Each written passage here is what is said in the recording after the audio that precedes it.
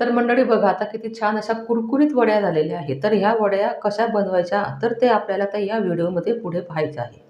तर आता इथे घ्यायचं आहे आपल्याला एक पॅन आणि हे पॅन तापल्यानंतर आपल्याला यात घ्यायचं आहे आता 2 कप तीळ. तर बघा तुमच्याकडे जर हे मेजरमेंटचा कप नसेल तर तुम्ही एक वाटीसुद्धा घेऊ शकता घरातली आणि त्या वाटीने आपण हे मेजरमेंट घेऊ शकतो. तर बघा आता हे जे वडी आपल्याला तयार करायची आहे तर इथे 2 कप तीळ मी घेतलेली आहे. म्हणजे हा माझा जो कप आहे तो 200 ग्रॅमचा आहे. म्हणजे मी इथे 400 ग्रॅम तीळ घेतलेली आहे.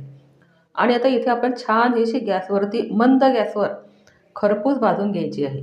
तर हिचा कलर आपल्याला चेंज करायचा नाही. फक्त ही थोडी खायला अशी भाजलेली वाटायला पाहिजे. तर अशी जर आपण ही तीळ भाजली तर आपली जी वडी आहे तर ती सुद्धा आपल्याला खाताना अतिशय चविष्ट लागते. तर बघा आता आपण गॅस जो आहे तो अतिशय मिडियम आपल्याला ठेवायचा आहे. वाढवलेल्या गॅसवरती तीळ भाजू नका. नाहीतर ती जर जास्त भाजली गेली तर आपली वडी जी आहे तर ती करपलेली लागेल. आणि आता इथे आपण बनवणार आहोत साध्या गुळापासून चिकी. तर आपल्याला हे काही चिकीचा गूळ वगैरे इथे वापरायचा नाही. जो आपण आपल्या रोजच्या जेवणामध्ये जो गूळ वापरतो त्याच गुळापासून आपल्याला इथे चिकी तयार करायची आहे. तर आता ही आपली तीळ छान भाजली गेलेली आहे. तर इथे घेतलेली मी एक कढई आणि या कढईमध्ये आपल्याला घ्यायचं आहे 3 कप गूळ.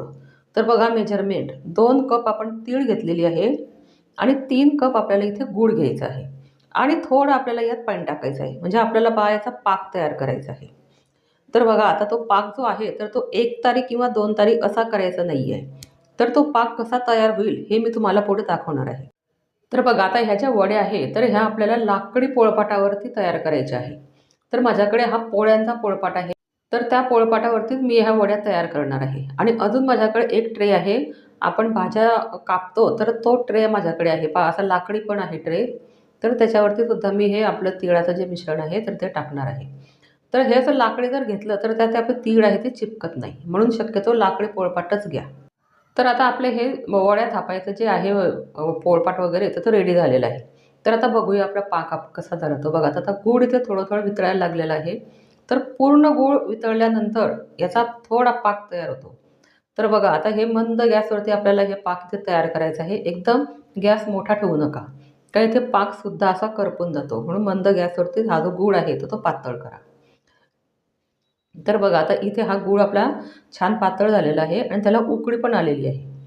पण आता आपला अजून हा पाक तयार झालेला नाही आहे. तर बघू आपण आपला हा पाक कसा झालेला आहे तो. तर एका प्लेटमध्ये पाणी घेतलेलं आहे आणि त्यात थोडे 2-3 थेंब आपल्याला इथे पाकाचे टाकायचे आहे. तर बघा ते असं गोळा होत नाही आहे.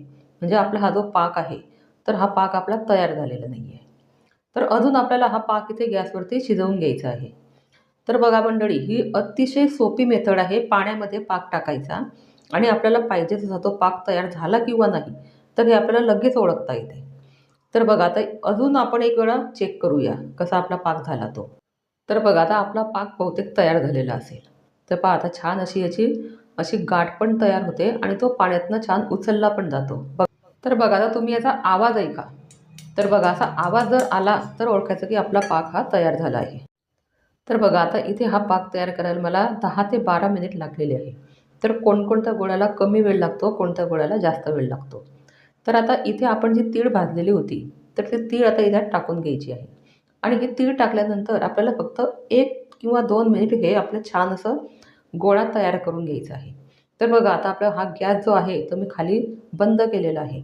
आणि बंद गॅसवरती आपल्याला हे जे तिळाचं मिश्रण आहे तर हे छान एकजीव करून घ्यायचं आहे.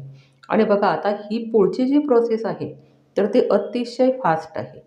तुम्ही जर हळूहळू जर ही प्रोसेस केली तर तुमचं हे जे तीळ आणि गूळ आहे तर हा गार झाल्यानंतर याची वडी होणार नाही. तर बघा आता आपली ही जी वडी आहे तर ही छान अशी कुरकुरीत होण्यासाठी आपल्याला यात हाफ टीस्पून फक्त बेकिंग पावडर टाकायची आहे. तुमच्याकडे बेकिंग पावडर नसेल तर बेकिंग सोडा टाकला तरी चालेल. आणि 1 टेबलस्पून आपल्याला फक्त इथे साजूक तूप घ्यायचं आहे. म्हणजे आपली ही जी वडी आहे तर ही छान अशी मोकळी पण होते आणि ती चिपकट पण नाही आणि कुरकुरीत आपली वडी इथे तयार होते. तर आता हे बेकिंग पावडर आणि तूप टाकल्यानंतर सुद्धा आपल्याला छान इथे हे एकजीव करून घ्यायचं आहे. तर बघा आता हे जे पातळ मिश्रण आहे हे असं आपल्याला इथे पाहिजे आहे. म्हणजे आपली ही जी वडी आहे तर ही वडी करताना आपल्याला जास्त असं लाटायचं काम पडत नाही. तर असेच पातळच आपलं हे मिश्रण पाहिजे. आणि आता हे जे पोळपाट आपण तयार केलेला होता तर यावरती आपल्याला हे जे मिश्रण आहे तर हे छान असं टाकून घ्यायचं आहे. तर बघा कढई गरम आहे. तर इथे जेव्हा हे काम करताना अगदी व्यवस्थित हळूवारपणे करायचं आहे. म्हणजे आपल्या हाताला चटका वगैरे लागायला नको. कारण गुळाचा चटका खूप जोरात लागतो. त्याच्यामुळे एक हळू आपण लवकर आणि व्यवस्थित असं सांभाळून काम करा. म्हणजे आपल्याला यातून काही कोणाला इजासुद्धा व्हायला नको. तर आता बघा हे थोडं गार झालं त्यानंतर पडत नाही आहे. म्हणजे आता मी हे परत एका चमच्याने त्याची ओढून याच्यावरती पूर्ण काढून घेणार आहे. तर बघा आता मी लाकडी उलथण्याने सुद्धा याला पसरवते आहे. पण काय होत आहे ना त्याला ते चिपकत आहे. आणि तुम्ही काय करा आपल्याकडे जे पोळपाटाचं लाटणं असतं त्यालासुद्धा थोडं तूप लावून घ्या आणि त्या लाटण्याने लाटलं तरी चालेल.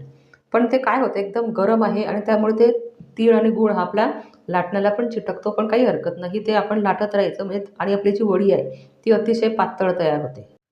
तर बघा आता इथे सांभाळून पण करायचं आहे आपल्याला आणि फास्ट पण करायचं आहे. असं हे काम आहे वड्यांचं. तर आता अशा प्रकारे माझ्या एकदम पातळ वड्या ह्या तयार झालेल्या आहेत. तर हे असं करत राहायचं आणि आपली ही जी तिळाचं मिश्रण आहे हे लाटत राहायचं. तर बघा मंडळी आता हे बरंच माझं इथे लाटून झालेलं आहे आणि अतिशय पातळ आपल्या ह्या वड्या इथे तयार होतात. आता हे लाटल्यानंतर आपण लगेच त्याच्या वड्या करायच्या नाही. पण काय करायचं थोडं हे गरम असतं, तोपर्यंत आपण हे सुरीने याचे काप करून घ्यायचे. तर बघा आता इथे सुरीनेचे आपल्याला थोडे कट करून घ्यायचं आहे. एकदम गार झाल्यानंतर ह्या होणार नाही. तर ही पण जी प्रोसेस आहे तर आपल्याला एकदम फास्ट करायची आहे. तुम्हाला हव्या त्या आकाराच्या तुम्ही वड्या इथे करू शकता.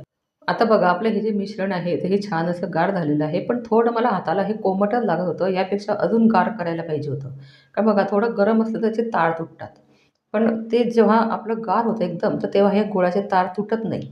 आता ते कोरडं झाल्यानंतर छान गार झाल्यानंतरच तुम्ही याच्या वड्या पाडा. तर बघा आता हे छान गार झालेलं आहे आणि आता ह्या वड्या आपल्या छान पडत आहे. तर मंडळी तुम्हाला माझी व्हिडिओ कशी वाटली मला कमेंटमध्ये नक्की सांगा आणि माझ्या ह्या व्हिडिओ आहे त्या नेहमी पाहत राहा. तर बघा आता इथे आपल्या ह्या सर्व वड्या इथे तयार झालेल्या आहे आणि अतिशय सुंदर आपल्या वड्या इथे दिसत आहे तुम्हाला आणि एकदम कुरकुरीत आहे. अजिबात अशा सादळल्या वगैरे नाही. आणि अशा वड्या जर आपण नेहमी केल्या तर मुलांनासुद्धा आणि घरातल्या लोकांनासुद्धा खूप आवडतील आणि अतिशय सोप्या पद्धतीने कमी खर्चामध्ये आपल्या ह्या वड्या इथे तयार झालेल्या आहे. तर आता बघा मंडळी, आता ह्या ज्या वड्या आहे तर ह्या बाहेरून जर आणल्या तर आपले खूप पैसे वाया जातात आणि घरी जर बनवल्या तर अगदी कमी खर्चामध्ये आपल्या ह्या वड्या तयार होतात. आणि बघा तुम्हाला मी आतून सुद्धा दाखवते आपली ही वडी किती कुरकुरीत झालेली आहे बघा, एकदम छान अशी आणि लगेच तुटते ती. एकदम सुंदर अशी ही आपली वडी इथे तयार झालेली आहे. तर मंडळी बघा आता आपल्या ह्या वड्या आपण स्टीलच्या डब्यामध्ये जर ठेवल्या तर ह्या छान कुरकुरीत राहतात आणि प्लास्टिकच्या डब्यामध्ये जर ठेवल्या तर ह्या सादळून जातात आणि अशा ह्या वड्या 2 ते 3 महिने डब्यामध्ये खराब होत नाही. अतिशय सुंदर राहतात आणि कुरकुरीत पण राहतात. आणि मग तुम्हाला ही माझी व्हिडिओ कशी वाटली मला कमेंटमध्ये सांगायला विसरू नका आणि चॅनलवर नवीन असाल तर चॅनलला सबस्क्राईब करा.